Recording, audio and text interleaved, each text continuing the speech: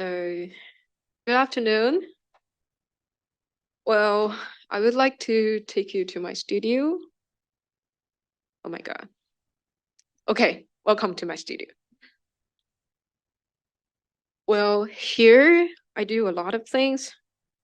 For example, eating some burgers from McDonald's. I always make burgers at medium meals with the 20% off deal because that is almost the only thing that I could afford here in the US.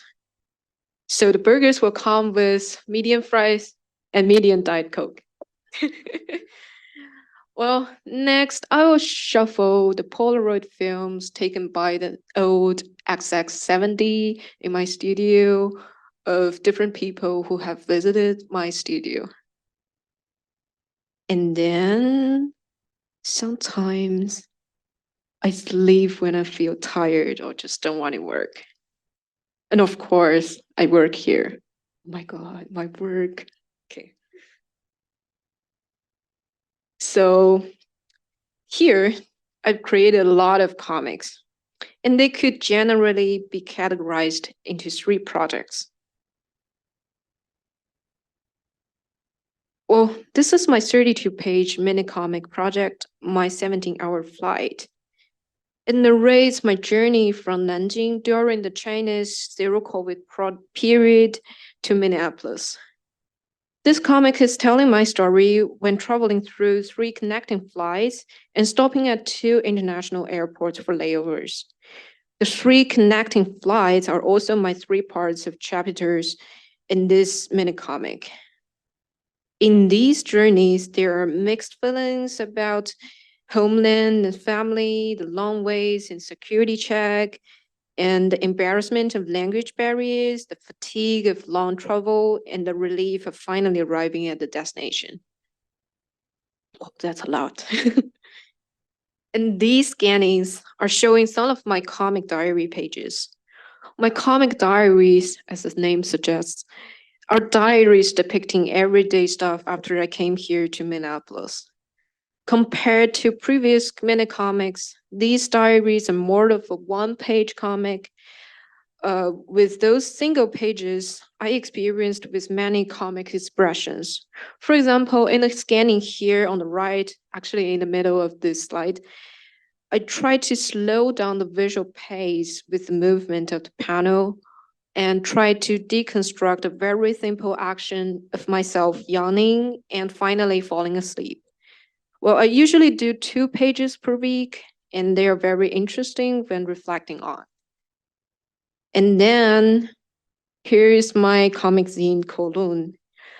Well, this comic zine is much more fragmented than previous ones in terms of stories. The name of this project was the name of a Cantonese restaurant that used to be near the Huntington Bank Stadium in the U of M. The restaurant was permanently closed from this April, and the project is made to hold on to the delicious food and happy memories that happened there. Well, you must be wondering how I made those projects step by step. Now, let's take a look at what I do every day in my studio.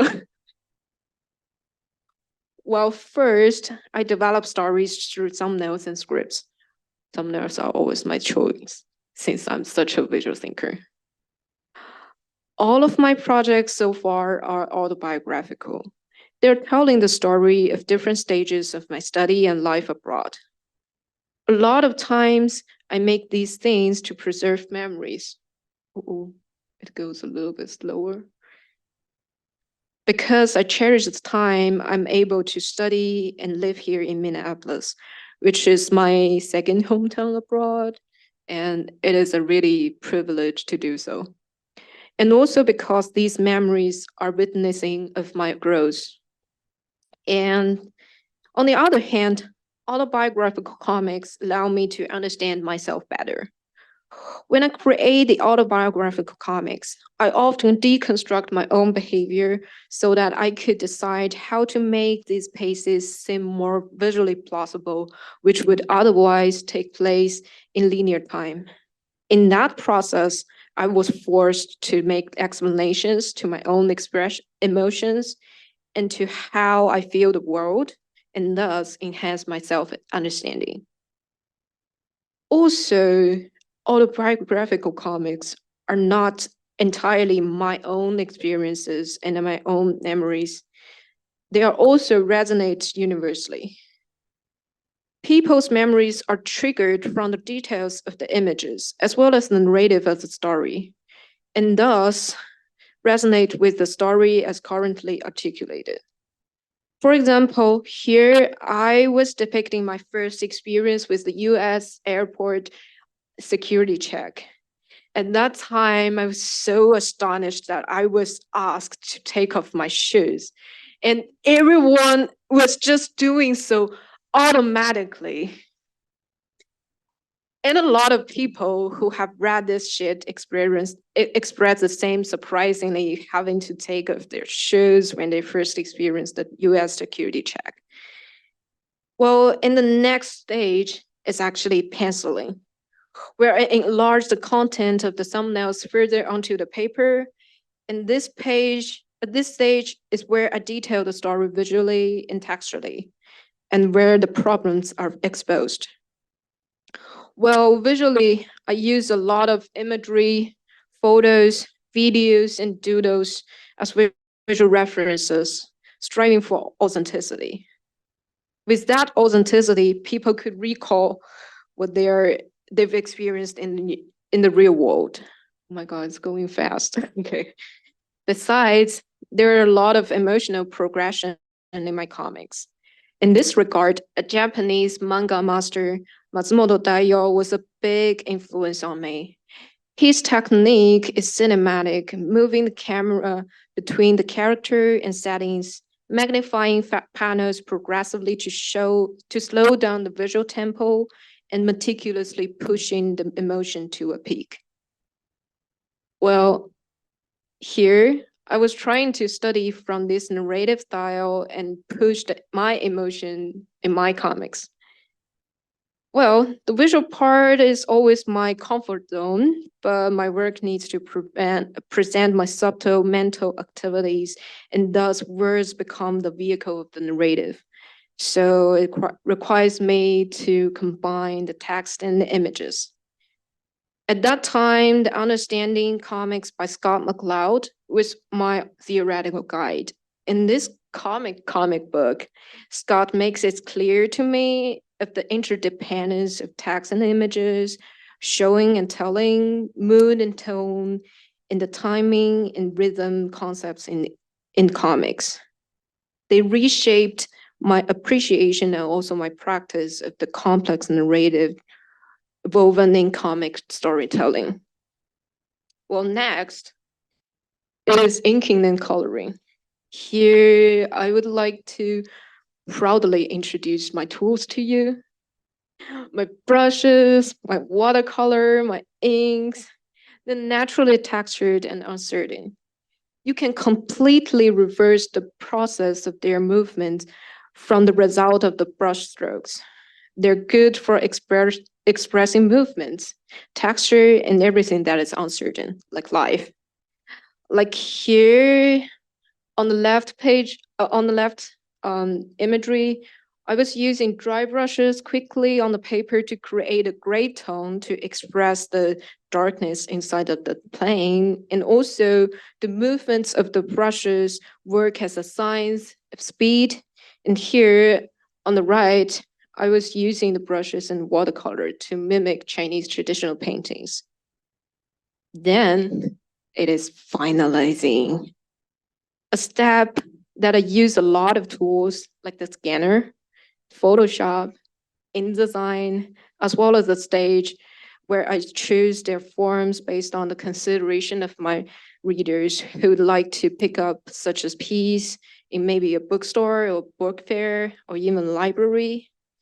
And the forms are also determined by the content and the length of the story, such as a booklet, a zine, or just a one-page comic. Well, with these steps, I was able to show you my story in a comic form. And here I would like to thank Firstly, my financial and emotional sponsors, my parents, and the MFA program, Sarah and Kylie, my mentors, Ryan, Catherine, my thesis committee, Diana and Bob, all the course instructors, my GTA directors, Meg and Barb, also MCAD campus safety who are very generously giving me drives for the winter mornings and nights, and all my MFA second year cohorts. And also thank you for being here and listening to my presentation today.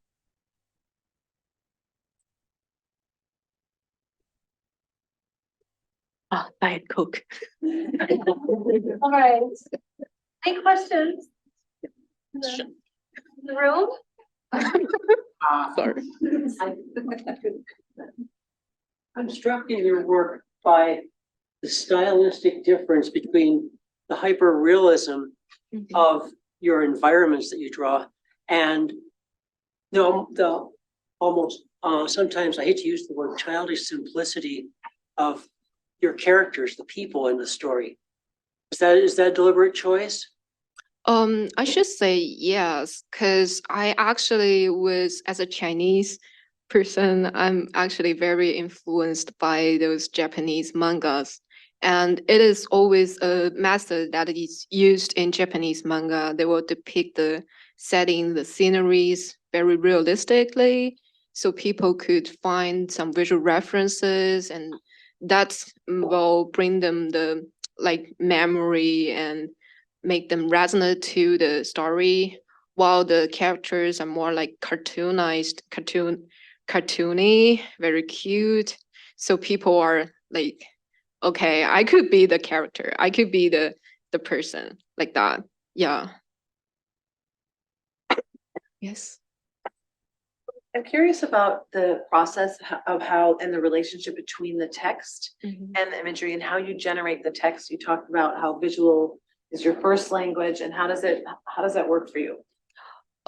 So actually, for the text part, there are two processes because English is not my mother language. So there's a translation happening before like English version. And there was one problem that I was like always mad during my like very beginning part of the comics. I was using a lot of narratives, like the text narrative and the image narrative are kind of the same. They're like repeating each other. Sometimes it works, but sometimes it doesn't. So it's like you have to choose, and there are like placements of the text, like placement of the speech bubbles, placement of the narrative boxes that would actually subtly have an influence on the pace of the readers. So yeah, that is what I mean, like in that part. Yes. Okay. Oh, is there another one? Sorry. Is there another question in the room? I have one question. Yeah. How long have you been speaking English? It's very good. Oh, thank you. It's like from my third grade, I think. Yeah. Thank you so much. Okay, I think that's all. Thank you so much. Thank you.